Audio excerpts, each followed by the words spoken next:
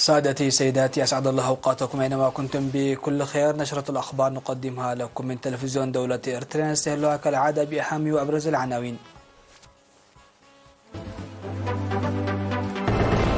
فخامة الرئيس أفورقي يلتقي رئيس جنوب أفريقيا.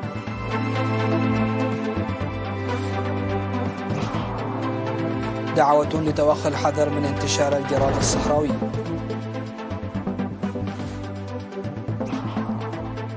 الشرطة تلتقي سكان مديرية دكم حرم.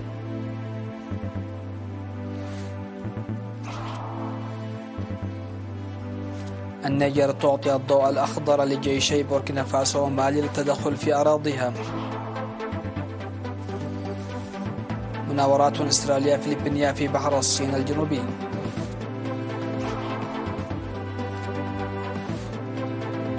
الحرائق تخلف قتلى وأراضي محترقة في اليونان.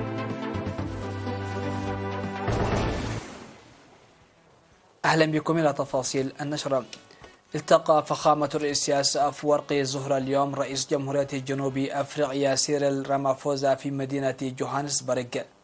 وفيما يتعلق بالعلاقات الثنائية وإدراك الزعيمان على العمل من أجل تعزيز العلاقات بين إريتريا وجنوب أفريقيا لصالح الشعبين وما بعده، اتفقا على العمل لتمتينها أكثر بلقاءات كبار المسؤولين.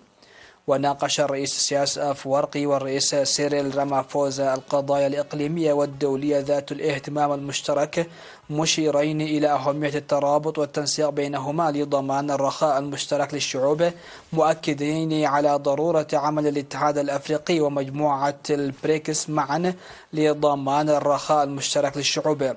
ولتحقيق ذلك يتطلب إصلاح الاتحاد الأفريقي وتعزيز مجموعة البريكس. حضر اللقاء من جانب إريتريا وزير الشؤون الخارجية السيد عثمان صالح، وسفير إريتريا لدى جمهورية جنوب أفريقيا السيد صالح عمر، وعن جنوب أفريقيا وزيرة الخارجية ناليديل باندور. هذا وقام الرئيس سياس أفورقي والوفد المرافق له بزيارة منشأة هيدراما فورم لتكنولوجيا البناء على بعد حوالي 30 كيلومترا من مدينة جوهانسبرغ. وقالت إدارة الشركة إن المصنع يقوم بتصنيع الطوب المركب وألواح الزنك الأسمنتية لأرضية والأسقف المنازل التي تقلل من استهلاك الأسمنت وحديد التسليح للبناء.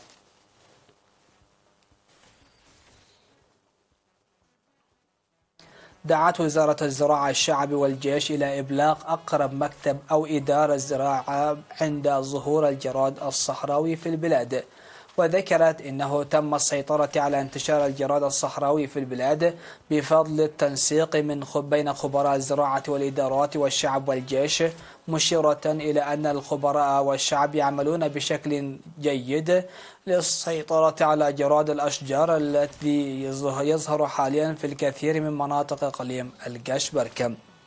ذكرت وزارة الزراعة في بيان وجود ظاهرة الجراد الصحراوي حاليا في العديد من دول القرن الأفريقي وخاصة في دول الجوار حسب مركز التنبؤ والمعلومات المناخية التابع للهيئة الحكومية الدولية إيجاد ومنظمة الأغذية والزراعة الفاو. وأضافت وزارة الزراعة أنه وبناء على هذه المعلومات والوضع الحالي تجري الاستعدادات اللازمة لمكافحة تفشي الجراد الصحراوي عبر الحدود، داعية الشعب بشكل عام والمزارعين والجيش بشكل خاص إلى الإبلاغ عن أي انتشار للجراد الصحراوي بشكل فوري. عقد قائد شرطة الإقليم الجنوبي العقيد زميكائيل تخلية اجتماعا مع سكان مديرية دكم حري يوم 23 من أغسطس. أوضح العقيد زميكائيل ارتكاب 95 جريمة و137 مخالفة في النصف الأول من هذا العام في مديرية دكم حري.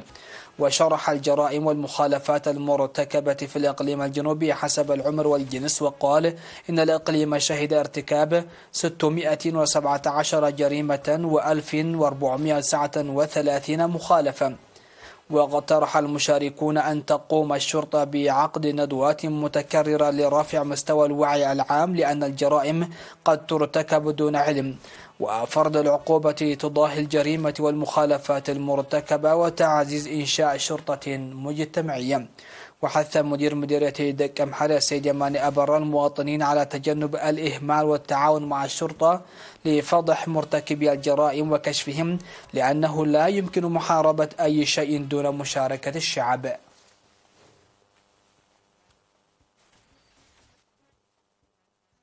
أفادت وزارة العمل والرعاية الاجتماعية أن الإرثيين المقيمين في مختلف البلدان تبرعوا بمبلغ 15,220 يورو و10,800 كرونر و30,000 نغفة لأسر الشهداء. وتبرعت جمعية التصدي المعنوي في ألمانيا 6,750 يورو لإعالة 10 أسرة شهداء، إلى جانب 6 أسر شهداء تكفلت لرعايتهم العام الماضي. والإرثيون المقيمون في نورنبيرغ الألمانية ب3,430 يورو لإعالة 5 أسر شهداء. والإرثيون في زولن الهولندية ب2,880 يورو لإعالة 4 أسر شهداء. ومواطن مقيم في هولندا 2,440 يورو لإعالة أسرتي شهيد، ومواطن آخر 720 يورو لإعالة أسرة شهيد واحدة. بالإضافة إلى ذلك تبرعت جمعية إيرترو جيرمان بمبلغ 30,000 نغفة لإعالة سنوية ل3 أسر شهداء. وجمعية فين أوكر في السويد تبرعت بمبلغ 10,800 كرونر سويدي لإعالة أسرة شهيد واحدة. وفي وقت سابق تبرعت جمعية شعولة في النرويج بمبلغ 10,000 كرونر نرويجي لصندوق أمانة الشهداء. مشاهدينا، فاصل قصير من ثم نعود لمتابعة الأنباء على الصعيد العالمي.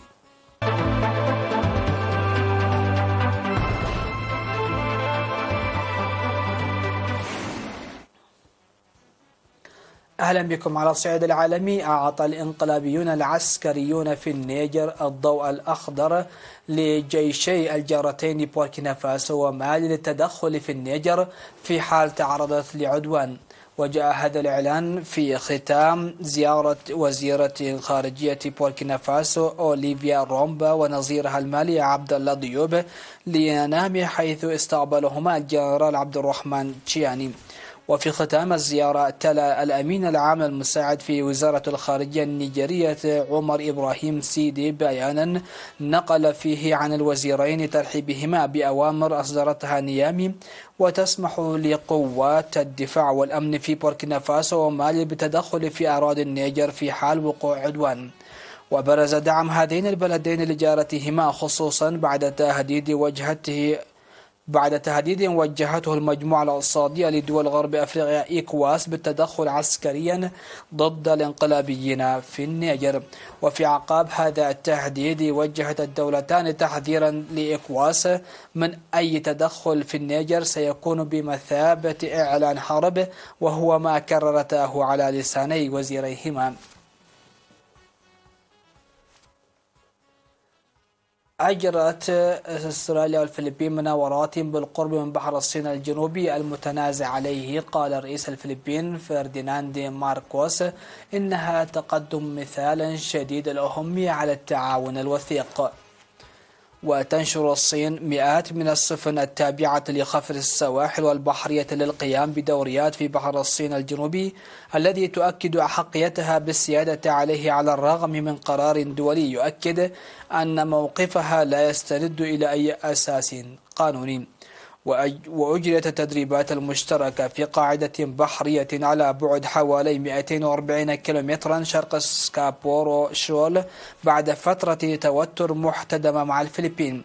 وأضاف ماركوس الذي حضر التدريبات إلى جانب وزير الدفاع الأسترالي ريتشارد مارلز أنه أحد المكونات المهمة لدى استعدادنا لأي احتمال. وحاكت التدريبات الجوية والبحرية والبرية استعادة السيطرة على جزيرة خاضعة لسيطرة عدو.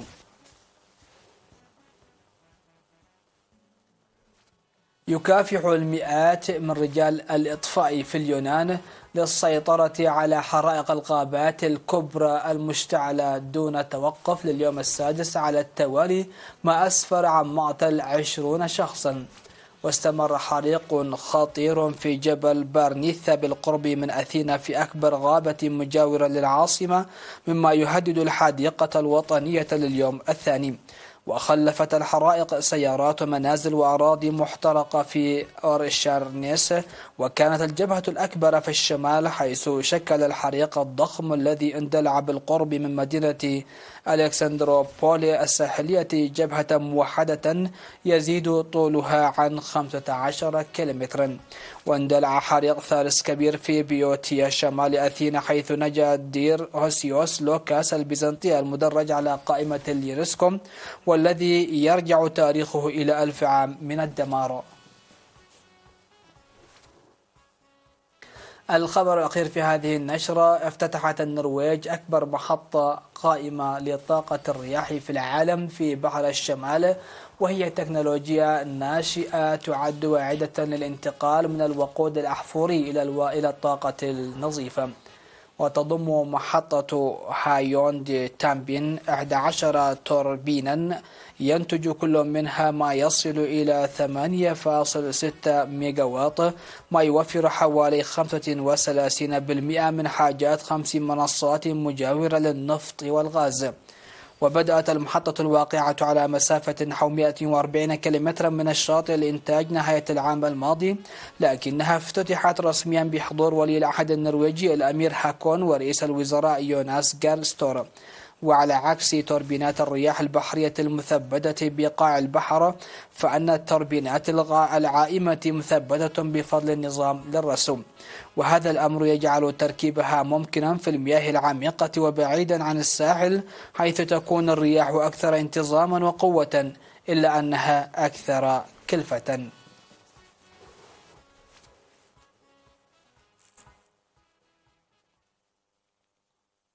نهاية النشرة هذا تذكير بأهم ما جاء فيها.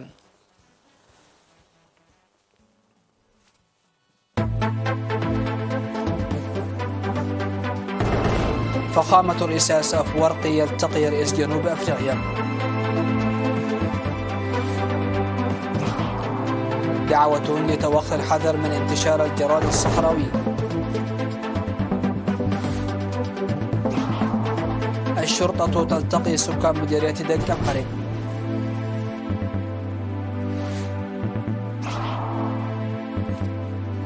النيجر تعطي الضوء الأخضر لجيشي بوركينا فاسو ومالي للتدخل في أراضيها.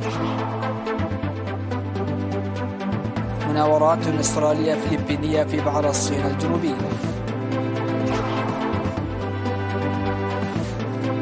والحرائق تخلف قتلى وأراضي محترقة في اليونان.